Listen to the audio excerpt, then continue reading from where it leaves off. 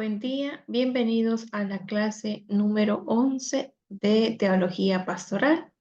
Este día continuamos nuestro estudio en las discrepancias doctrinales y para ello voy a compartir lo que ya ustedes tienen en sus dispositivos,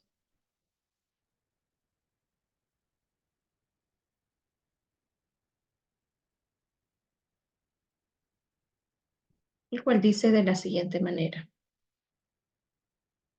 ¿Se pone Dios celoso? Si nosotros quisiéramos examinar o definir ese sentimiento de celos, ¿puede estar Dios celoso? Entonces es válido que los seres humanos nos pongamos celosos, y si Dios se pone celoso, entonces es correcto ese sentimiento. Veamos qué nos enseña la Escritura. En Éxodo 25 dice, no te inclinarás a ellas, ni las honrarás, refiriéndose a las imágenes, porque yo soy Jehová tu Dios, fuerte, celoso, que visito la maldad de los padres sobre los hijos hasta la tercera y cuarta generación de los que me aborrecen.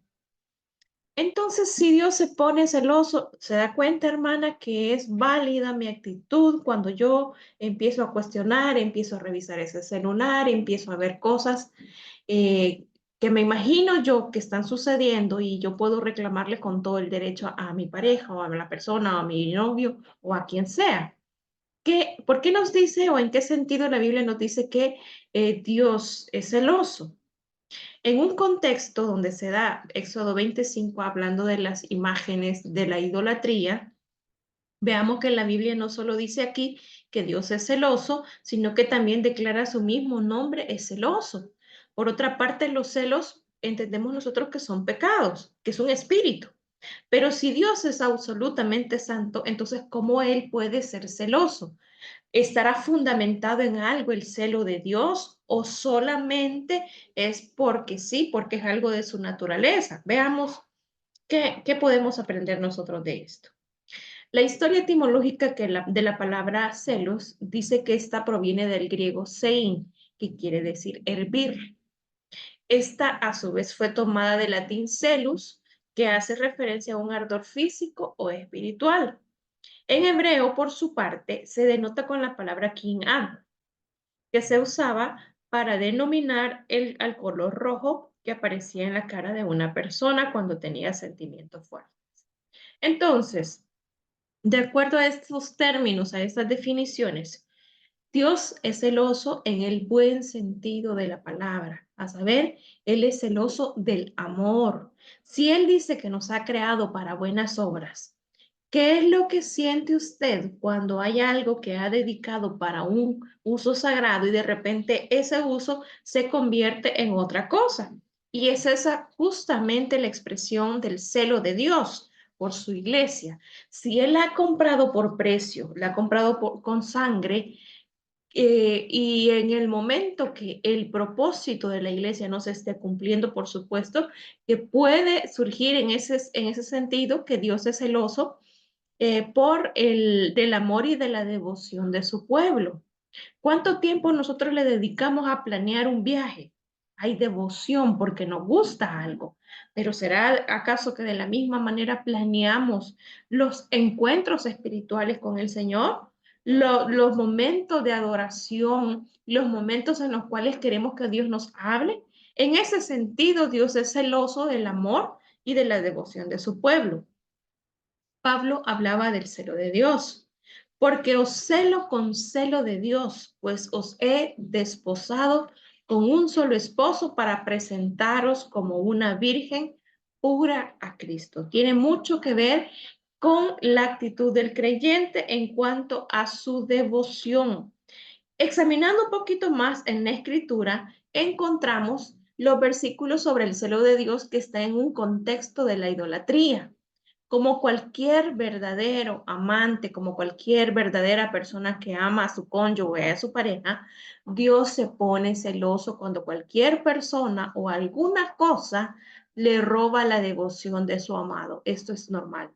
Los celos humanos a menudo consisten en codiciar, en imaginar, porque a lo mejor no están sucediendo las cosas, pero se imagina y actúa como si estuvieran sucediendo.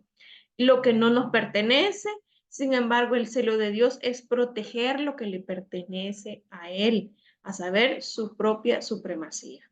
Encontramos en número 5 del 29 al 31 también la ley de los celos y dice que esta es la ley de los celos cuando la mujer cometiera infidelidad contra su marido y se mancillare o del marido sobre el cual pasar espíritu de celos y tuviere celos de su mujer, la presentará entonces delante de Jehová y el sacerdote ejecutará en ella toda esta ley. El hombre será libre de iniquidad y la mujer llevará su pecado. En los versículos anteriores nos damos cuenta que lo que se hacía era beber una agua amarga y que si el vientre se le hinchaba, esta mujer, por supuesto, iba a recibir su retribución. Existía una ley para manejar todas estas situaciones que a lo mejor eran comunes en el pueblo de Dios. Sin embargo, cuando se trata de Dios, Él lo hace porque nos ama, porque somos de su propiedad y porque sabe que hemos sido creados para buenas obras. Cuando nos desviamos de ese propósito es que entonces Dios se actúa y puede surgir ese sentimiento de celos.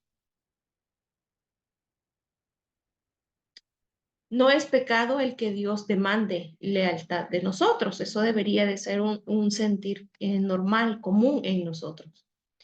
Porque Él es el creador y Él sabe que es mejor para ellos si no hacen una entrega máxima a lo que es menos de lo máximo.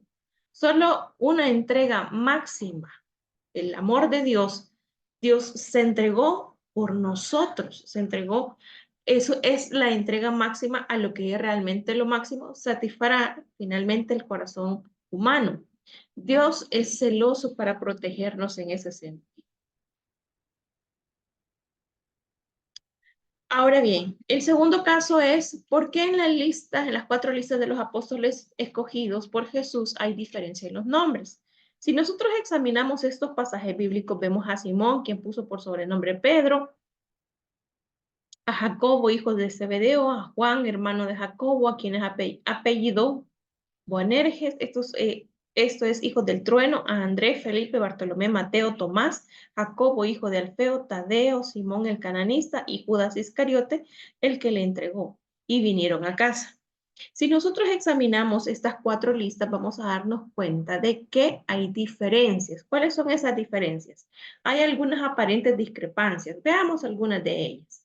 En los nombres de las distintas listas. Por favor, leamos estos versículos para poder subrayar y comparar esto si es cierto. Judas, hermano de Jacobo, es nombrado Tadeo. Es el mismo Leveo. Mateo 10:3, en Marcos 3:18 y Judas 1, Juan 14:22. En la lista de Lucas concuerda con la de Mateo y Marcos, a excepción de Judas, hermano de Jacobo, que es el mismo Tadeo. Luego encontramos a Simón el cananista mencionado en Lucas 6:15 y Hechos 1:13 como Simón el celote.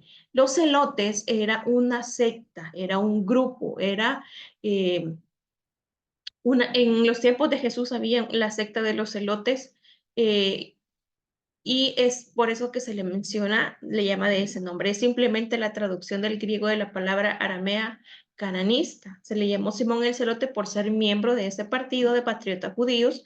Recibió ese nombre para ser distinguido de Simón Pedro. Probablemente que indique su afiliación a una fracción nacionalista de los judíos partidaria de la franca rebelión contra Roma. Habían aproximadamente 4 sectas o partidos en ese tiempo y por eso se le llamó de ese nombre. Encontramos otra discrepancia. En Levíticos 23, del 42 al 43, nos habla, en tabernáculos habitaréis. Esta es una versión que yo leí. 7 días, todo natural de Israel habitará en tabernáculos, para que sepan vuestros descendientes que en tabernáculos hice yo habitar a los hijos de Israel cuando los saqué de la tierra de Egipto, yo Jehová vuestro Dios. Entonces, el pueblo de Israel habitó en cabañas o en tiendas, o como se llama en tabernáculos. El vivir en tiendas es de origen muy antiguo. Nosotros podemos apreciar en la imagen que tenemos que los moradores de tienda de campaña, ellos vivían en tiendas que eran con materiales de pelo de cabra. El vivir en tiendas es muy antiguo según la Biblia, y se remonta hasta antes de los días de Abraham en las Sagradas Escrituras. Encontramos que la primera referencia a esa vida en Génesis 4:20, cuando se refiere a un hombre llamado Jabal, que fue el padre de los que habitaron en tiendas.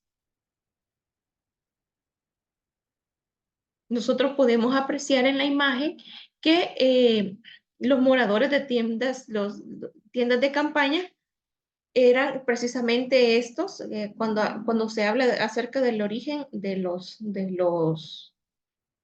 moradores en cabañas. Aquí se le dice al pueblo de Israel que more en cabañas, pero antes en Éxodo 16:16 se habla de estarse todo el mundo en su tienda. Vamos a distinguir dos cosas. Las tres principales fiestas judías son la Pascua, Pentecostés y los tabernáculos. En el pasaje que nosotros leímos es justamente la instrucción para la celebración de los tabernáculos. Puesto que el pueblo viajó por el desierto durante 40 años, sus hogares eran tiendas. Sin embargo, el pasaje de Levítico no habla de sus hogares en el desierto, de su habitación normal, sino de instrucciones posteriores para celebrar esa fiesta de los tabernáculos o cabañas en Jerusalén, puesto que duraba solamente una semana.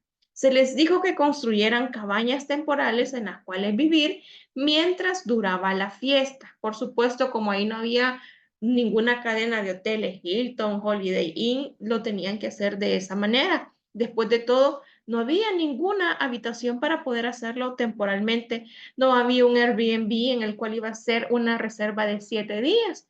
Eso era lo tradicional, eso fueron las instrucciones para la celebración de la fiesta de los tabernáculos. Por eso es que el pueblo de Israel habitó en tiendas y en tabernáculos o en cabañas lo hizo durante la fiesta de los tabernáculos. Y es de esta forma como concluimos las discrepancias que nos correspondían esta semana. Les animo a continuar. La próxima semana estaríamos finalizando nuestras clases para darle espacio a las exposiciones. Recalcando lo que ya mencioné por otros medios, la exposición comprende el material que se le ha sido asignado y que no debe llevar más de 5 minutos, de preferencia no utilizar presentación porque perdemos tiempo en la presentación, que carga, que no carga, que el archivo no lo encontré, que no sé qué. Entonces, si no lo tiene a la mano y si no es cuestión de menos de un minuto, no lo utilice, va a utilizar el material que se le entregó. Si usted quiere investigar, hágalo de una fuente confiable y aprenda a seleccionar el material, a resumirlo para que pueda de una forma sencilla, práctica, explicar qué fue lo que entendió, si hay discrepancia, no hay discrepancia y cómo podemos darle explicación a ese versículo en controversia. Solamente recordarles también que es importante estar en todas las exposiciones para que pueda también tener validez su nota. Gracias por haberme acompañado y nos vemos la próxima semana.